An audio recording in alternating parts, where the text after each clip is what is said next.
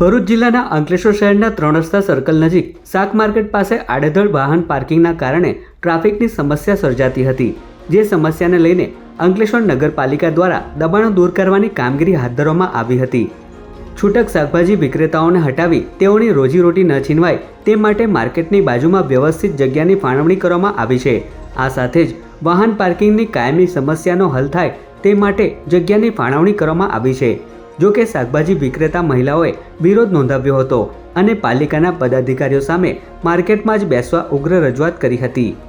જો કે પાલિકા તંત્ર દ્વારા દબાણો દૂર કરવાની કામગીરી ચાલુ રાખવામાં આવી હતી, તો બીજી તરફ શાક માર્કેટની બાજુમાં આવેલ સંજયનગરમાં જતા મુખ્ય માર્ગ પર ગેરકાયદેસર શાકભાજીનું વેચાણ કરતા લારીવાળાઓ હટાવી ગેરકાયદેસર કરેલા દબાણોને જેસીબી મશીન વડે દૂર કરી માર્ગને ખુલ્લો કર્યો હતો। સ્થાનિક અને વેપારીઓએ સ્થળ પર ભારે વિરોધ કરતા પોલીસ બોલાવવાની ફરજ પડી હતી। આજે તમે મારી જોડે જોઈ શકો છો કે આજે આ બધી બહેનો આંદોલન પર ઉતરી છે। આજે વિધવા બહેનનો હક છીનવી લેવામાં આવે, જ્યારે નગરપાલિકા અમને જો નિરાકરણ નહીં આપશે, નગરપાલિકા જો અમને સાથ સહકાર નહીં આપશે, નગરપાલિકા જો અમારી જગ્યાએ અમને બેસવા દેવામાં આવશે નહીં, તો આના માટે અમે આનાથી ઉગ્ર આંદોલન કરવા તૈયાર છીએ। મળવા જોઈએ કે આજે અમે જ્યાં વર્ષોથી ધંધો કરતા આવ્યા છે ત્યાં અમને જગ્યા આપવામાં આવે।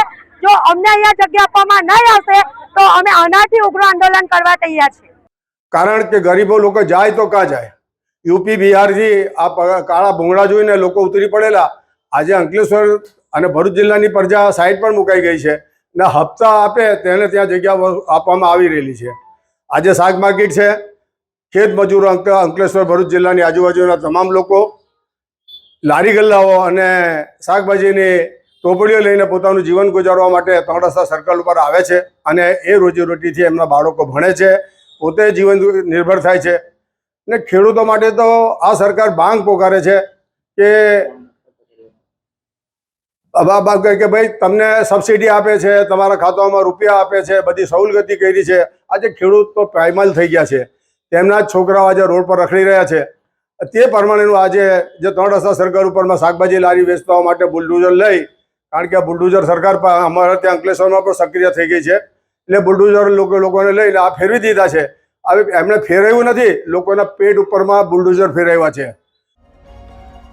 આ તરફ મોટી સંખ્યામાં મહિલાઓ અને વેપારીઓ પાલિકા કચેરીએ પહોંચ્યા હતા અને પોતાની રજૂઆત કરી હતી। આ દરમિયાન મામલો વધુ ગરમાયો, જ્યારે આપના અગ્રણી નીતિન વસાવા અને શહેર ભાજપ પ્રમુખ ધર્મેન્દ્ર પુષ્કરણા વચ્ચે શાબ્દિક ઘર્ષણ સર્જાયું હતું। બંને પક્ષો વચ્ચે ઉગ્ર બોલાચાલી થતાં કચેરી પરિસરમાં તણાવપૂર્ણ વાતાવરણ જોવા મળ્યું હતું। એક તબક્કે સ્થિતિ વધુ ઉગ્ર બનતા હાજર લોકોમાં પણ ભારે ચર્ચા જાગી હતી। જો કે બાદમાં અન્ય આગેવાનો અને અધિકારીઓએ વચ્ચે પડી મામલો શાંત પાડવાનો પ્રયાસ કર્યો હતો।